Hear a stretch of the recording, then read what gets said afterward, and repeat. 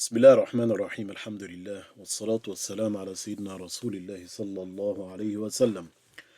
اللهم علمنا ما ينفعنا وانفعنا بما علمتنا وزدنا علما وألحقنا بعبادك الصالحين. Inshallah, we continue with the verses of Surah Al-Fatiha. And we spoke last time about the meaning of Bismillah. But it's important that we dedicate some time and dedicate some focus on the name of Allah subhanahu wa ta'ala, Allah. And there are many, many reasons for this and many benefits to this. One important thing, first of all, is that when we're dealing with verses of the Quran, it's important that we are actually feeling the verses that we're talking about. So when we're reciting a verse, we're actually able to sense the meaning or feel the meaning of what we're actually saying. It's not just something that we're saying on our tongue, but the heart does not react or does not connect with what we're saying. Because we agreed that the Quran is a book of guidance, and we agreed that Surah Al-Fatiha is a summary of the whole book. So therefore, the importance of Surah Al-Fatiha especially is that every verse and every word that we recite in Surah Al-Fatiha, we are fully, fully conscious of what we are saying, and we fully understand what we are saying. And the heart is also connected to what we're saying, so that we're not just saying it out of just speech, but we're actually talking from a heart that is profoundly reacting with the verse and wanting to be connected with what the verse is actually saying to us and how we need to develop and revolve and evolve with these verses. So therefore, when we talk about Bismillah, we spoke about Bismillah meaning that we ask and seek the support and the guidance of Allah subhanahu wa ta'ala. So there's two parts to this. The first is the seeking of the help and guidance, and this we've understood. But the second part as well, we have to give enough time and a lot of focus on, so that we understand this as well. And this is who we are asking the support and the guidance from. Because if we're just asking for support and guidance, but we don't have a true understanding of who it is we're asking for help, then there's an issue. Then the actual seeking of support and seeking of guidance will be a very shallow thing, will be a very basic thing. But the more we have depth of understanding Allah subhanahu wa ta'ala's name and what this actually means to us and how there are manifestation to this name, then we understand that Allah is a great thing. So when we're asking while we've got this strong feeling in our heart and this very powerful meaning in our heart of who we're asking. We're not asking anyone, we're asking Allah subhanahu wa ta'ala. Now, for this to strengthen our heart, or for Allah subhanahu wa ta'ala to be something big in our heart, we obviously have to know Allah subhanahu wa ta'ala. And this we see in many verses in the Quran. But just before we mention a verse in the Quran, if we said before I think it was another, when we spoke about another, one of the chapters in the book, in the other recording, the Sacred Journey, we spoke about the importance of instilling in our heart that Allah subhanahu wa ta'ala is everything. Allah is the core, and everything revolves around Allah subhanahu wa ta'ala. If someone has Allah, he has everything. If he does not have Allah, then he has nothing. And this has to be very, very clear in everyone's mind and very firm in everyone's heart. Now, if we take an example from Surah An-Nisa, we find that Allah subhanahu wa ta'ala, he mentions fearing Allah and conscious of Allah, but he mentions something else in this verse. The verse in Surah An-Nisa, Allah subhanahu wa ta'ala says, and fear Allah, or be conscious of Allah, whom you are asking with his name. So when we're saying, oh, by Allah, please do this, oh, by Allah, please do that, or we can go even further by the many things that we mention Allah subhanahu wa ta'ala in. Bismillah, Alhamdulillah, Tawakkaltu ala Allah, La ilaha illallah. All these forms of dhikr, or remembering Allah subhanahu wa ta'ala in some form or another, in whatever situation, whatever time, or whatever form of dhikr that we're doing, that we remember Allah subhanahu wa ta'ala. If we are mentioning Allah a lot, then this should indicate that there is consciousness of Allah.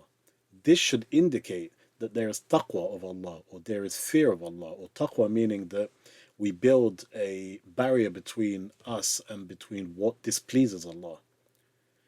And also we aim to do what pleases Allah subhanahu wa ta'ala. So we're in the places where Allah would like to see us and not in the places where Allah would not like to see us. And the same with speaking, and the same with, actions, the same with heart feelings. Always doing what pleases Allah subhanahu wa ta'ala and refraining from what displeases Allah subhanahu wa ta'ala. So if we're using the name of Allah in many, many things, and we're repeating his name several times in many different situations, then surely this should indicate that there is a firm understanding and a firm relation and connection with Allah subhanahu wa ta'ala. Because if I was to talk about someone, every day, and every time I see someone, I'm talking about a friend of mine or a relative of mine, then surely the other person would think that this relative of mine or this friend of mine is something very, very important in my life. Someone that's taking up a lot of space in my heart, someone that's taken up a lot of space in my mind, someone that I have a very, very strong and long relationship with. This is a very normal thing. But if it's the opposite, then that's where we are given answers to many questions that people ask. Is why is it that I've been practicing for some time, or I've been brought up in a Muslim family, or I've been reciting the Quran, I've been reading, seeking knowledge of the religion, but the connection with Allah subhanahu wa ta'ala is not there. A lot of people, they do complain about this, and especially when they've been practicing over years and sometimes even over 10, 20 years. But that just shows that it's not a quantitative thing, it's a qualitative thing. It's a quality of how we approach the religion and how we approach understanding things, not in terms of quantity as to how much you've gained of reading this and reading that, or not in terms of quantity as in how long you have been practicing. It's nothing to do with all of these. It's what you are reading. Is there an impact of what you are reading on you as a person? Like we said, the three circles. Is it impacting your heart truly? Is it impacting your mind and your mindset and your perception of how you see things and how you observe things, or how you judge things based on what you've read and understood from the verses of Allah in the Quran, or from the names of Allah, or from the Hadith? Does it have an impact on your conduct? These are the things that we need to assess if we are actually progressing, and if the meanings that we're gaining from learning all these things is taking a strong enough impact and taking a deep effect on us or not. So we see from this verse in Surah An-Nisa that if you are using the name of Allah subhanahu wa ta'ala to seek this and ask, by Allah do this and by Allah do that, then surely you should be conscious of Allah. So it's important that we understand the relation between the two. Now, if we now come to understand the name of Allah subhanahu wa ta'ala, the meaning of the name Allah, which is obviously one of the names of the many names of Allah, and it's not just 99 names, there are many other names, but in the 99 names that we know, it starts with the name Allah subhanahu wa ta'ala. And what this means is it relates to the essence or the being of Allah subhanahu wa ta'ala, without diverting one's mind to any specific name or specific attribute of Allah subhanahu wa ta'ala. And let's give an example. If I want to address someone or mention someone to you, any person, let's say someone in the name of Muhammad, when I say this person Muhammad, I'm talking about the person as an individual, as a human being. I'm talking about him as a whole. I'm not talking about any specific characteristic of him. So when I say Muhammad, your mind does not go towards the mercy that Muhammad has or the generosity that Muhammad has. It's about him as a whole, as a person. The same with Allah subhanahu wa ta'ala. We have many names of Allah, but this name specifically, the name Allah, it relates to the being of Allah subhanahu wa ta'ala himself. It does not relate to any specific attribute or name of Allah subhanahu wa ta'ala, although all the names and attributes come under the name Allah. Because like I say with Muhammad, when I say Muhammad, yes, we're talking about the person, But we are also talking about the person who has mercy, who has this, who has that. So we're not disconnecting these attributes or these characteristics from the person. But the point is that when we're talking about Muhammad or when we're mentioning the name Muhammad, we're talking about him as a whole. It's the same with Allah subhanahu wa ta'ala. Yes, when we talk about any attribute of Allah, of course we're talking about Allah. We're reverting to Allah, we're relating to Allah subhanahu wa ta'ala himself, his being, his essence. But we're talking about the characteristic from a specific dimension. So when we say Allah is all wise, we're obviously reverting to Allah subhanahu wa ta'ala, but the one who is characterized with the wisdom or the all wisdom, the all wise. When we say Allah subhanahu wa ta'ala is all knowledgeable, then when we say Al Alim or the all knowledgeable as one of his names, we are talking about Allah himself, but Allah who is described with the attribute of being all knowledgeable. So can you see here how it's talking about Allah, but it's talking about something specific about Allah, a specific attribute of Allah subhanahu wa ta'ala. But that shouldn't be the case. When we say the word Allah, then our mind should go to Allah himself, although all of these names and attributes come under the name Allah, because obviously we're talking about Allah subhanahu wa ta'ala. Now, there's something very, very important, because when we give examples just to, you know, bring closer to our minds the understanding that we're trying to get to, when we give examples of this person or that person, just like we gave the example of Muhammad, it's very important that there is something very, very clear in our minds. Because if we start attributing to Allah or describing Allah in a way that He is not, then we will not be able to glorify Him in the right way. We should be describing Allah subhanahu wa ta'ala as He has described Himself.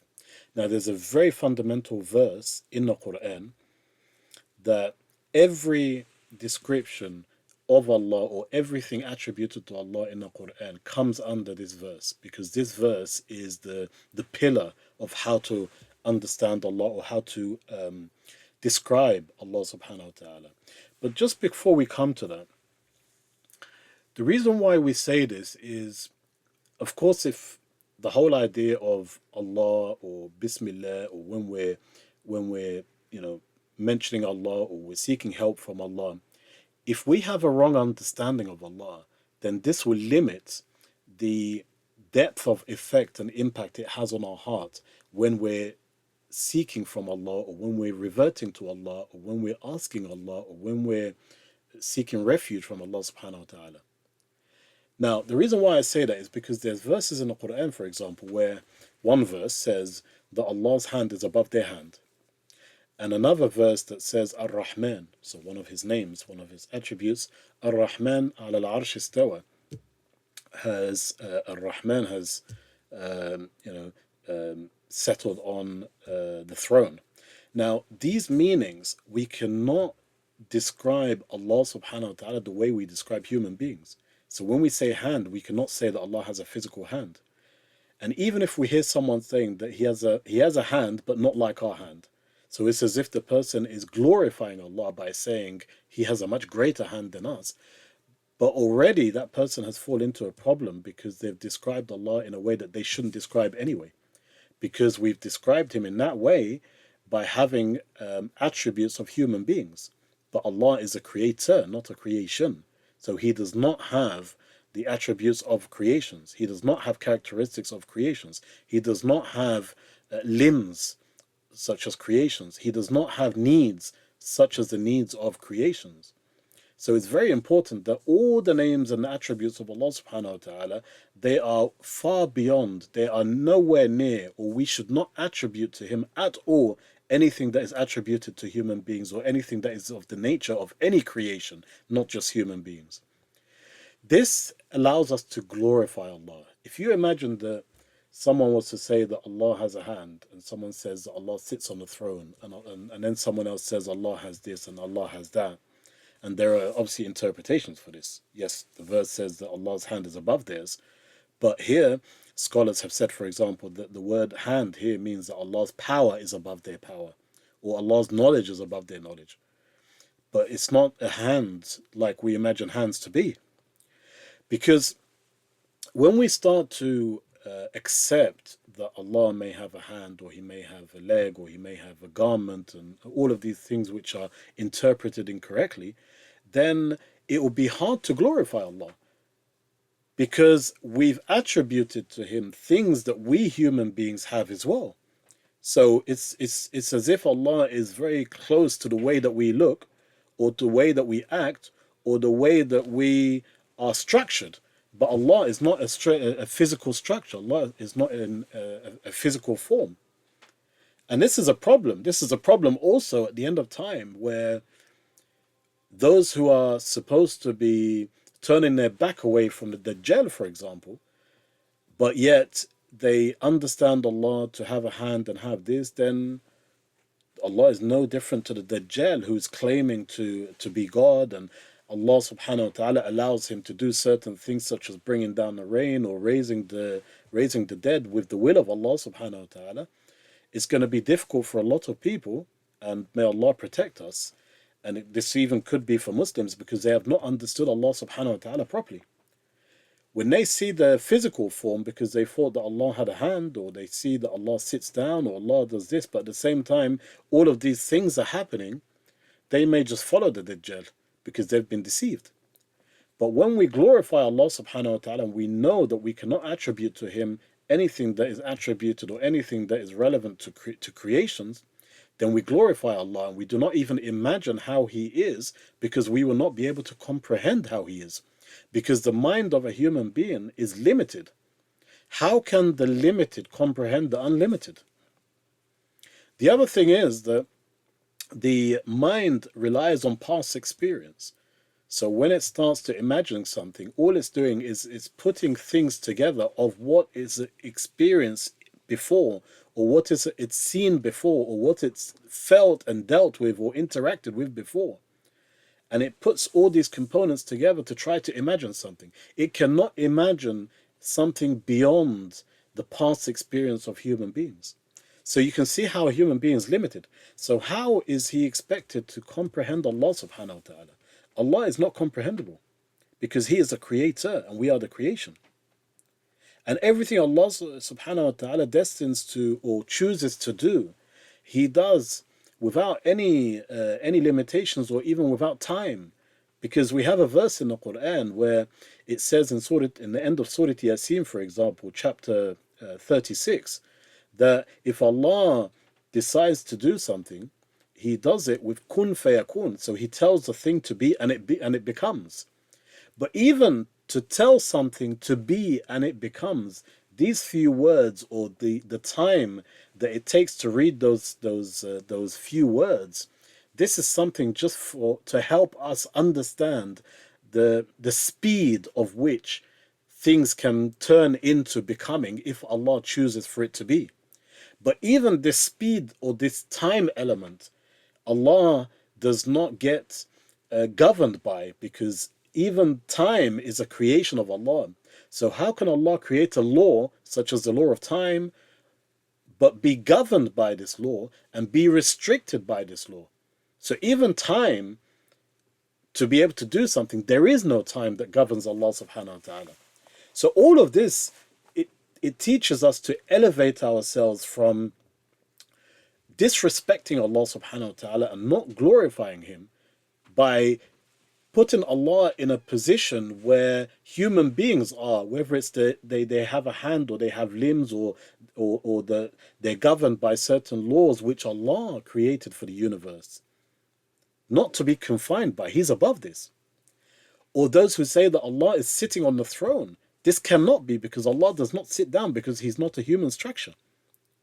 Because human beings are imperfect, but Allah is perfect.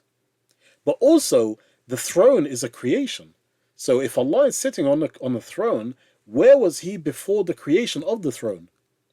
So this is insane. But Allah was always there. He does not need to sit. He does not need anything to confine Him or to accommodate Him. He is above all of this. He does not need any of this. So these meanings have to be very, very careful. And this verse that we mentioned earlier is a very, very important verse. It's in Surah Ash-Shura, chapter 42, verse 11. Please memorize this verse and go back and read about the verse in the books of tafsir, just so that you can instill this meaning in our heart, so it becomes a filter, so that when we hear someone describing Allah in a way that is like human beings, this verse creates a filter where you will not be able to accept that this can be true, because you've understood that Allah is not like human beings or like creations. This verse, Allah subhanahu wa ta'ala says that there is nothing like him. There is nothing like him. But look at the continuation of the verse. He is the all-hearing and the all-seeing. So there is nothing like Allah, and he is not like human beings. And then Allah gives two attributes or two names as Sami' al-Basir, so that you can contemplate on the fact that there is nothing like him and he is not like human beings. Now he is the all-hearing and all-hearing and all-seeing. So don't you dare, O believer, O Muslim, after you've understood that there is nothing like him and he is not like any creation, don't you dare go off pondering on the meaning of him being all-hearing and all-seeing, like the way that we hear with ears or with limbs or with tools, or he is the all-seeing, again, with limbs or eyes or, like we see. No, Allah is not like us. Allah is the creator of us. So this is very, very important that we understand how to glorify and how to describe Allah subhanahu wa ta'ala as he has described himself. The other thing is Allah is the true existence. Everything in life depends on Allah bringing it into the existence. So the existence of everything is not real existence. It's like a metaphor. But the real existence is Allah, because he has always been. He is the first and he is the last. He is the first, there is no beginning before him. He has always been existing. And he is the last, he will always be in existence. He is always there. Allah subhanahu wa ta'ala there is a never beginning for him, and there is never an ending for him. These are attributes of creations. Every created thing did not exist, then it came into existence. And every created thing will have an end to it, unless Allah wills that there's no end, such as paradise and hellfire. But this has to be very, very clear. Why? Because when we always speak about the effect and the impact of what we learn in the verses of the Quran on the impact it has on our mind and heart and in our actions, this is exactly what we're talking about.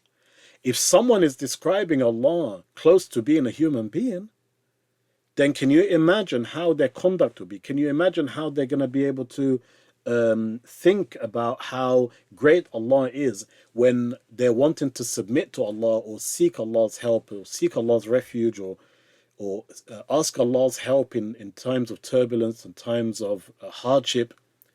At the back of their mind, they've got this picture that Allah is close to a human being. So the sense of glorifying Allah and seeking the help from Allah the greatest, Allahu Akbar, is going to be weak. Because at the back of the mind, something tells me that there's still attributes of human beings in Allah. But this isn't the case. But when we know that Allah is above all of this, and he cannot be like this, then Allah is greater. Allah is perfect. Allah is different to creations. So when we come to glorify Allah or seek his help, this, this feeling in our heart of Allah becomes something so great, because we've glorified him in the way that he should be glorified, and we've negated or we've rejected that he could be like any of his creations. But on top of that, when we understand that he is the real existence, then every creation around us becomes small in our sight. It doesn't take over our heart. It doesn't become something very important in our life compared to Allah subhanahu wa ta'ala. Because all of these were nothing before Allah brought it into existence. So the impact this should have is, why am I then fearing things that Allah has created in life when I have Allah who is the creator of everything in life? Why am I yearning, or why am I enslaving myself to things in life, whether it's a manager, whether it's income, whether it's money, whether it's payroll, whether it's a job? Why am I enslaving myself to these things when these things were nothing one day and it's Allah who brought them into existence?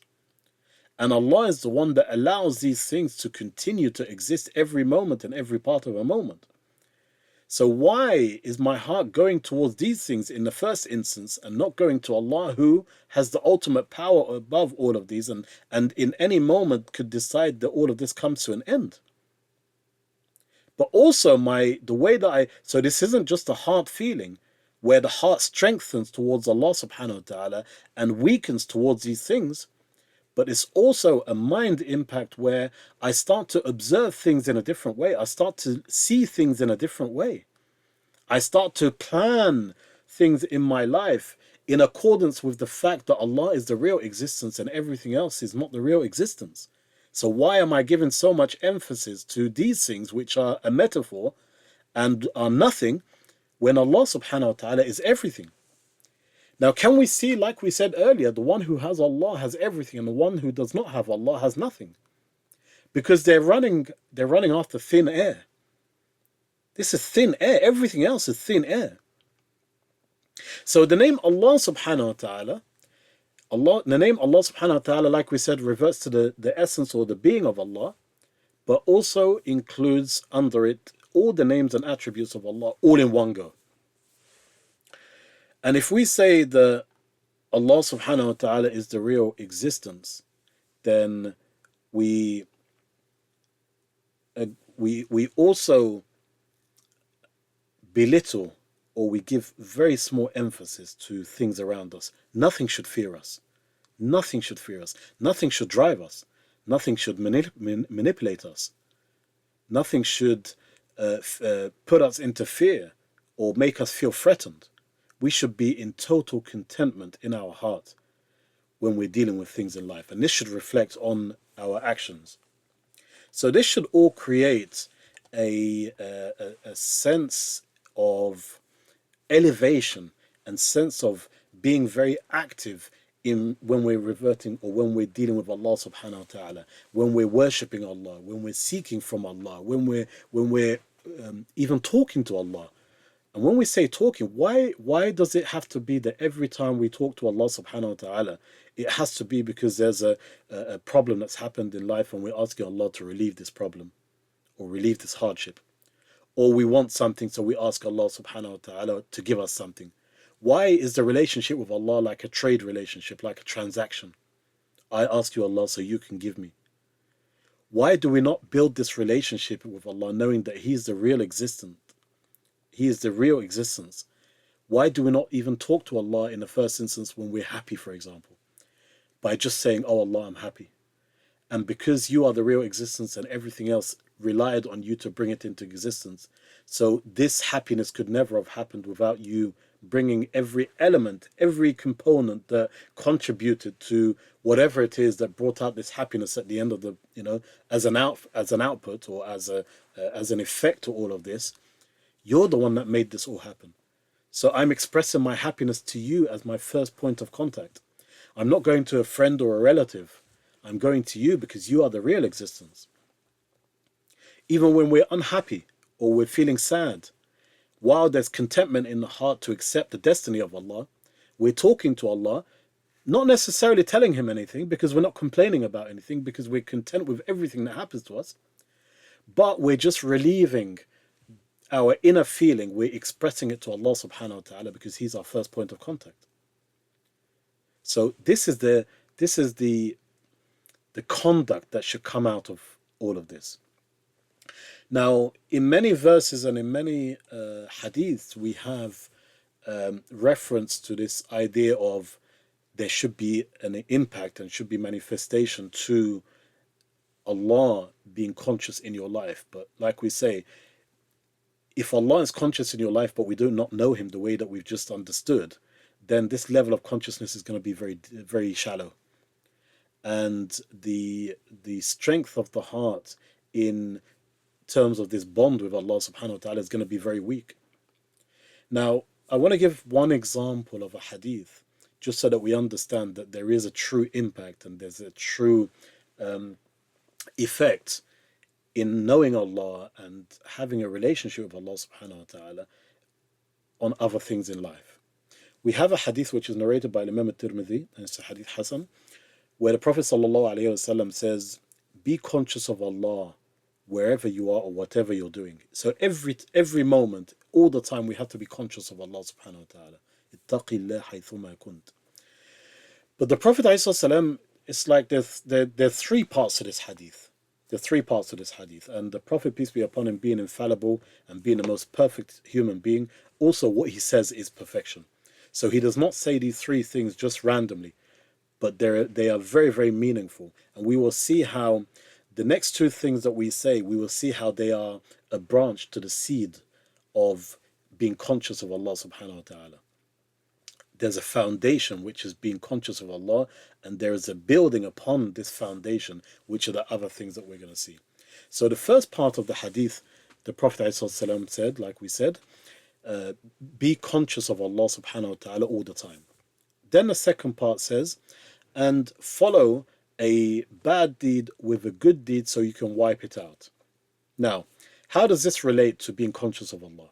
Well, if one is conscious with Allah, and like we said, conscious is one thing. Just remember when we said in the beginning, when we said Bismillah, one is Bismillah in terms of seeking from Allah, or seeking, but the second part is from who? From Allah.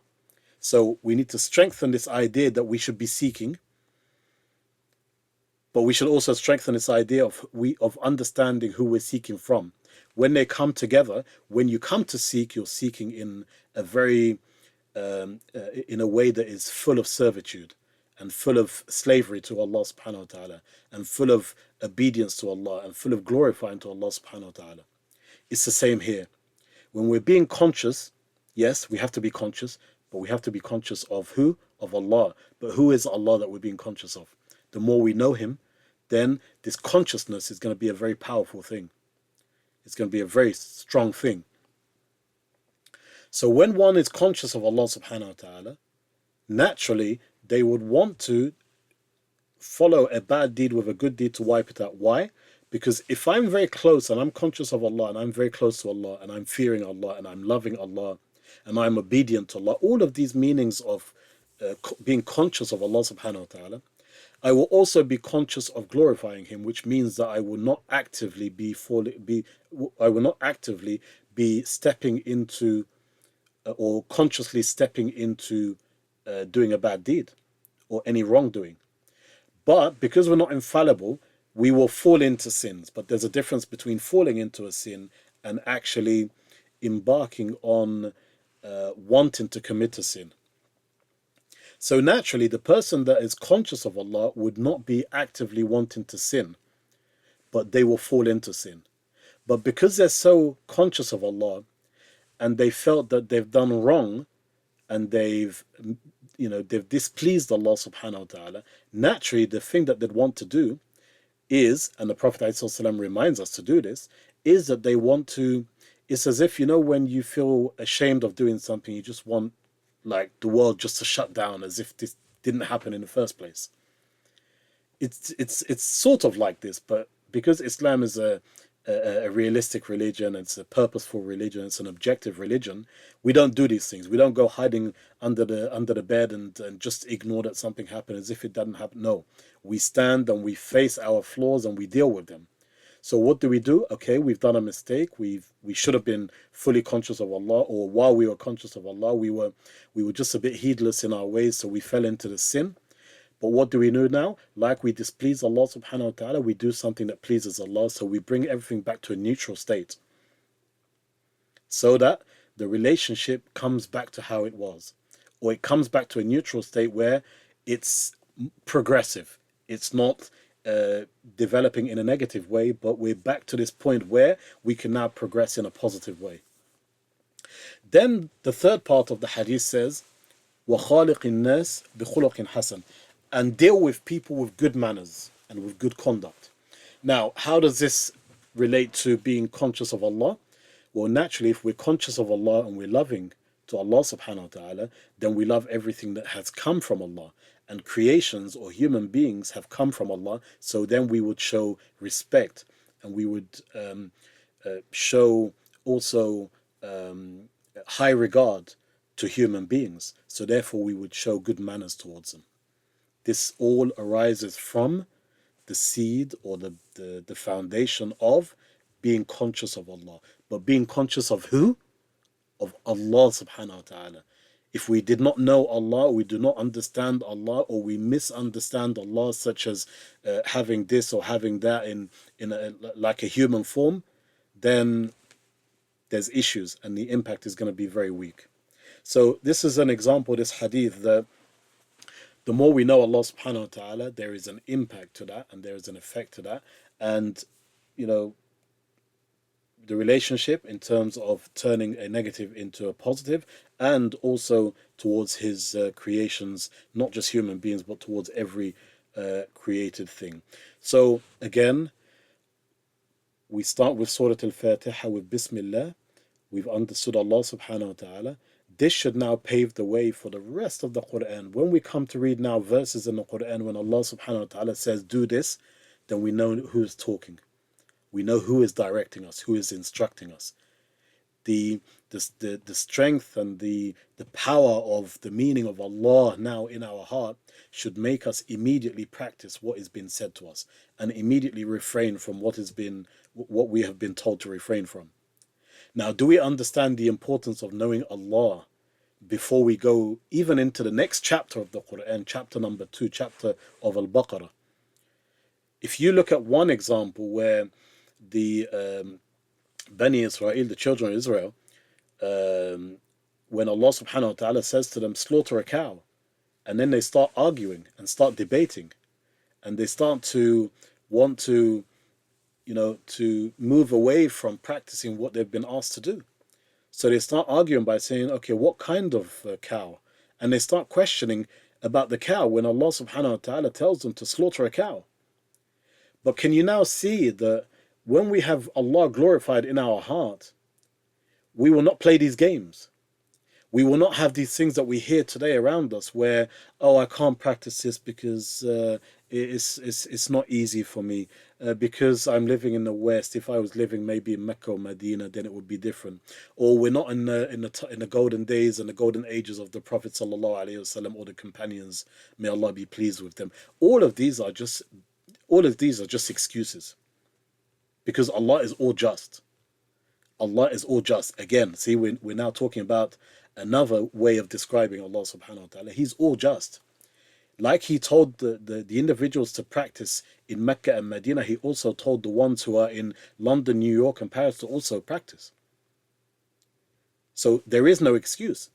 But the problem is in the individual is that they're not able to glorify Allah subhanahu wa ta'ala enough, because they have not understood who Allah is. They have not understood the name of Allah. So really what one would be doing is, if they have Allah glorified in their heart because they've understood Allah, then they would practice it straight away without asking any questions. So we need to understand that many of the flaws that we have and many of the excuses that we live today when it comes to practicing our religion and submitting and being obedient to Allah subhanahu wa ta'ala and the Prophet, peace be upon him, is because Allah is not so glorified in our heart. Allah is not so great in our heart. We may be saying Allahu Akbar, Allah is the greatest in our salah and elsewhere, but is that the case? But how can it be the case before one has even understood what the name of Allah subhanahu wa ta'ala means and what it entails? So it's very important that we focus on the name of Allah. And I would strongly advise that beyond this point, although we're eager, inshallah, to move on and continue with Surah Al-Fatiha, the verses in Surah Al-Fatiha, and then continue through the whole Quran, inshallah. But I would strongly suggest that we just stop at this meaning, stop at these meanings that we've just spoken about, in the name of Allah subhanahu wa ta'ala. Just maybe listen to it again, maybe listen to it even 3-4 times. just so that this understanding of the name of Allah can have a strong and profound impact in our heart, so that then our conduct becomes more in line with the teachings and with the command of Allah subhanahu wa ta'ala and the Prophet, peace be upon him. Or even make notes and go back on those notes and look at those notes, just so that we can constantly, everything that we've mentioned, and spoken about Allah subhanahu wa ta'ala, it has a deep effect in our heart, so that what comes later, inshallah, could be beneficial, because whatever branches out of this understanding of Allah and instilling these meanings in our heart is going to be important, and it's going to impact our mind, it's going to impact our actions and conduct. So we ask Allah subhanahu wa ta'ala that He allows us to constantly be conscious of Him and understand and remember His name and remember His attributes, inshaAllah. Walhamdulillahi Rabbil Alameen.